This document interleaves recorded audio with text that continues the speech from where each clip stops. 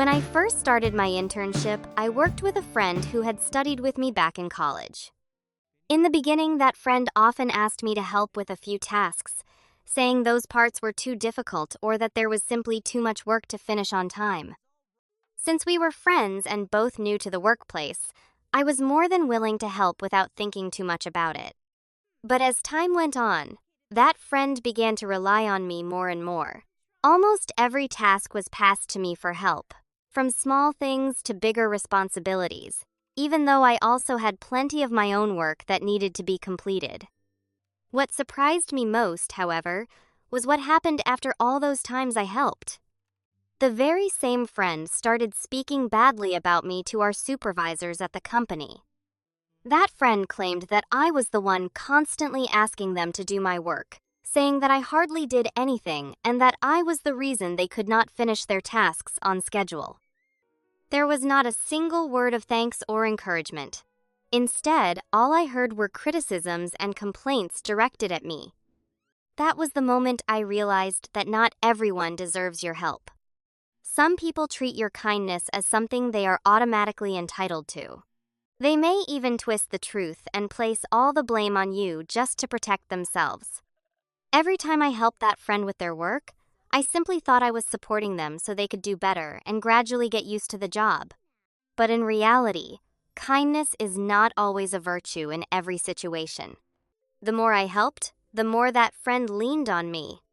Any task that was even slightly difficult would be pushed over to me, and eventually that support was treated as if it were completely natural and expected. And over time, that friend became more and more irresponsible and calculating. Meanwhile, I believed I was living virtuously by always helping others, when in fact, I was only covering for that behavior and allowing that dependency to grow. In behavioral psychology, excusing other people's mistakes like that is often called enabling or unconscious tolerance. According to the reinforcement theory of B. F. Skinner, people only change when they face the consequences of their actions. When you step in to explain for them or fix their mistakes, you break the link between doing something wrong and paying the price. Their brain begins to treat that behavior as safe, and the motivation to build discipline or take responsibility slowly disappears. At the same time, this kind of help also damages their locus of control, their sense that they should be responsible for their own life. Instead of developing that responsibility, they slip into a learned dependence. In a way, it becomes a kind of moral illusion. You feel good because you believe you are being kind, but the hidden cost is that the other person's ability to stand on their own keeps declining. So in this situation, kindness can turn into toxic indulgence. The person receiving help may become increasingly practical and even start seeing it as normal for you to take the consequences on their behalf. Sometimes the real kindness is having the courage to step back and let them face the results of their own actions. Only when someone hits the bottom of those consequences do they gain the motivation to truly grow and change. That is why today's video is designed to help you recognize the kinds of people you should not help, so your kindness is not placed in the wrong place. 7 types of people you should not help. Number 1. The ungrateful person. Back in college, my university held an academic competition for students. Whoever presented the best idea in the most convincing way would win the prize. At that time, a classmate often asked me for help because they did not know where to start their project. They kept messaging me, asking everything from how to choose a topic to how to structure the project and present the idea clearly. Since we were classmates, I shared quite a lot. I even sent them the outline of my own project so they could use it as a reference. But on the day we submitted and presented our projects, their presentation looked almost identical to my idea and structure. And in front of the professors, they claimed the entire concept was something they had researched and developed themselves. At that moment, I realized something painful. Some people see your help as a ladder. Once they climb high enough, they are willing to kick that ladder away to protect their position. Psychology describes this behavior as cognitive dissonance. When someone receives too much help, they may feel weak or indebted. To protect their pride and appear self-made, the brain creates a self-deception mechanism. They convince themselves that your role never mattered and that the success came entirely from their own ability. In any competition, ideas and structure are the foundation, the very base of the house. When you lend someone that foundation, they can build the same house and use what you gave them to push you out of the leading position. In that sense, they behave like a speculative shark. They invest none of the real effort or thinking, but they try to capture all the rewards such as grades and reputation. Helping someone ungrateful like that can even damage your own credibility. Your kindness turns into a debt that will never be repaid, because an ungrateful person will see you as a threat to their lie and may keep attacking you to hide the truth. So when helping others, set clear boundaries. Offer guidance or share experience if you want, but the responsibility and the final results should always belong to them. Number 2, the opportunist, the backup tire. I once had a close friend. We grew up together and stayed friends through college. But after graduation, his life changed. He had new friends, a more exciting social circle, and a girlfriend who became his top priority. After that, our plans started getting canceled. Sometimes we would schedule something a week in advance, but right before the meeting he would text, saying he suddenly could not make it. Over time, I noticed a pattern. I was only remembered when he argued with his girlfriend or when his new friends were unavailable. In those moments, my messages were answered instantly. Coffee conversations lasted for hours. We would talk late into the night. I listened, gave advice, comforted him, and rearranged my schedule just to be there. But once he made up with his girlfriend or his other friends invited him out again, I became the person left behind. Messages were answered slower. Plans were postponed. Sometimes he did not even want to talk anymore. That was when I realized I was being used to fill an empty space, like a backup option that only appears when the better choices stop working. Psychology explains this through a mechanism called intermittent reinforcement. The rare moments when they come back to you release dopamine in your brain, making you feel valued. And that feeling can make you tolerate being ignored many times, just for one brief moment of attention. Another reason people stay trapped is the sunk cost fallacy, sometimes called the Concord fallacy. You keep holding on to the relationship because of the years already invested. You remember the time you spent growing up together and the memories you shared, and it becomes hard to let go. That emotional investment keeps you there, even when the relationship is no longer balanced. So when you keep helping someone who treats you like a backup tire, you are quietly allowing them to undervalue you. In that kind of relationship, kindness actually lowers your position. Sometimes the best thing you can do is make your time and support more valuable. When your help is no longer easy to access, the people who only want to use you will slowly disappear. And the ones who truly respect and appreciate you are the ones who will remain. Number 3, the constant complainer who blames fate. At my workplace, I once had a colleague who always felt like life was against her. If she went to work, the boss criticized her. If she tried running a small business, she lost money. If she was in a relationship, it ended badly. Almost every week, she would spend hours sitting with me and complaining. At first, I tried to help her see things differently. I suggested, maybe you could learn a new skill. It might help improve something in your situation. But she would reply that she was too busy, and besides, she said she was just unlucky, so even if she learned something new, nothing would change. When I introduced a different job opportunity, she immediately dismissed it. She said every place was the same and that changing jobs would not make any difference.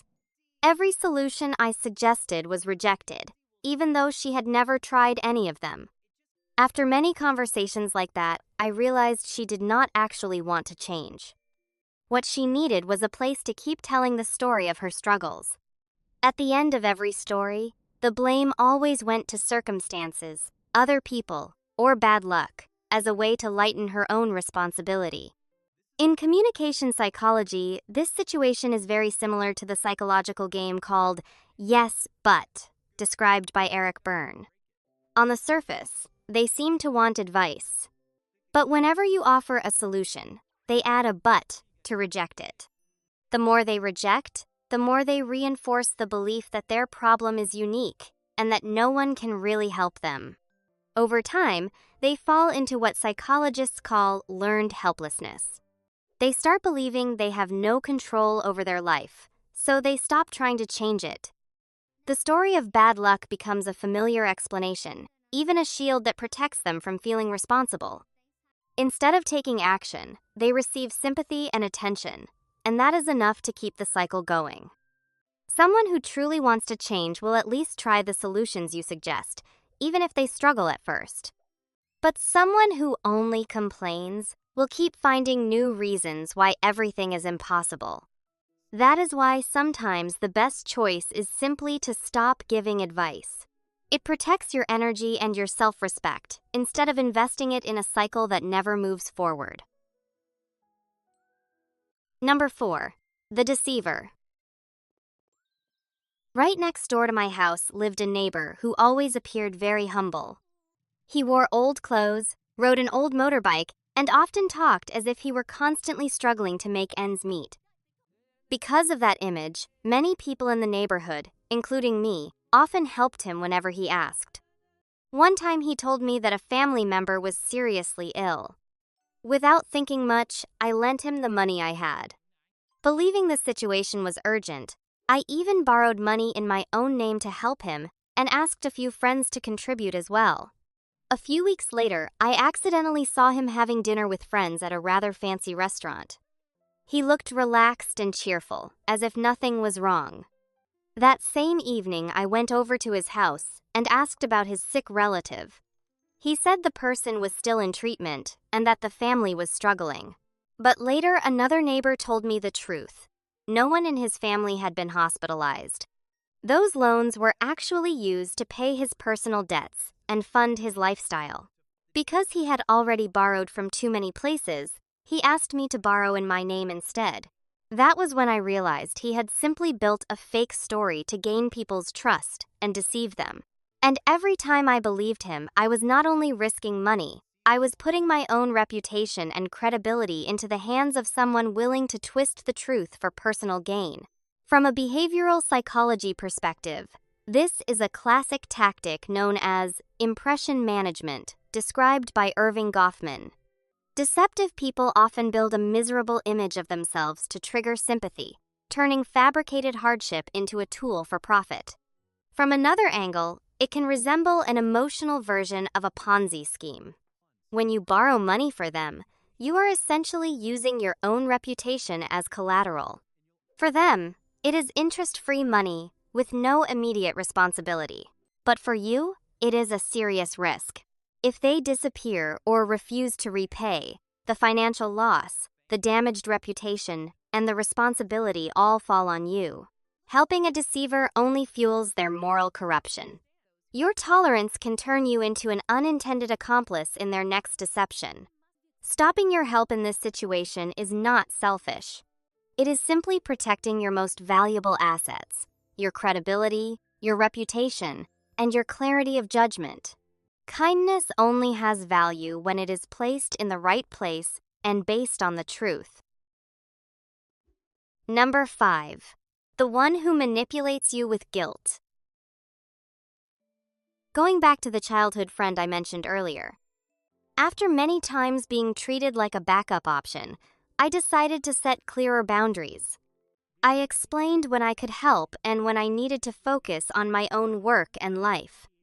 Almost immediately, he criticized me and said, "So you do not see me as a friend anymore, right?" With just that sentence, I suddenly became the one at fault, simply because I was no longer always available to help him. And that feeling of guilt appeared very quickly inside me, even though I was only trying to make the relationship more balanced. Psychologically, this behavior is known as guilt tripping. When you set boundaries, you interrupt the one-sided benefits they were receiving. Instead of understanding, they may use the Darvo strategy. Deny their wrongdoing, attack your boundaries, and reverse the roles so they appear to be the victim while you become the betrayer. From a risk management perspective, this is a psychological takeover attempt. They use what you might call moral leverage to make you feel as if you owe them emotionally, pushing you to give in just to make up for that supposed debt. Every time you give in because you feel guilty, you are showing them that this emotional pressure works. And once a tactic works, it will continue to be used again and again. Standing firm, even if you look like the villain in the manipulator's eyes, is how you protect your personal boundaries and your self-respect. When you stop allowing guilt to control your decisions, you also break the cycle of emotional manipulation they once used to control you. Number 6. The emotionally cold person. Speaking of that colleague at my company again, whenever she shared her frustrations about work or life, I always listened carefully. I tried to analyze the situation with her, suggested solutions, and sometimes even stayed after work just to talk so she could feel a little better. But one day, I tried opening up myself. I told her that lately I had been under a lot of pressure too. My work kept being revised over and over again, and still was not finished, and it was starting to feel overwhelming. She simply replied, "Yeah." Then right away she returned to talking about herself, explaining how she was even more exhausted, more stressed, and dealing with even bigger problems. At that moment I realized something uncomfortable. My feelings and my story did not really matter to her. There were no questions, no concern, no curiosity. My words were just a brief interruption before the conversation returned to her. From a psychological perspective, this behavior is often described as conversational narcissism. People like this rarely offer supportive responses. Instead, they use what psychologists call redirecting responses. No matter what difficulty you share, they quickly steer the conversation back to themselves to prove that their situation is worse. This can also reflect low emotional intelligence or a lack of empathy. In their mind, relationships function in one direction. You are the emotional service provider, and they are the one receiving the service. The idea of mutual support, the basic foundation of healthy relationships, barely exists for them. Continuing to help someone who lacks empathy like that can slowly become a form of self-neglect. You cannot teach someone to care if they never wanted to understand others in the first place. So it is better to give your kindness to people who truly value it.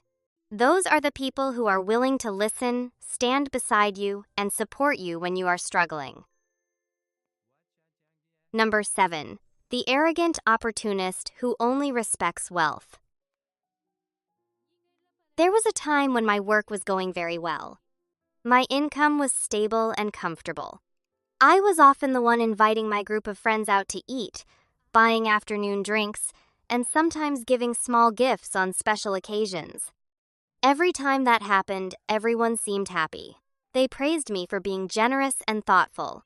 Messages were answered quickly, and gatherings were always full of people. But later, my business slowed down.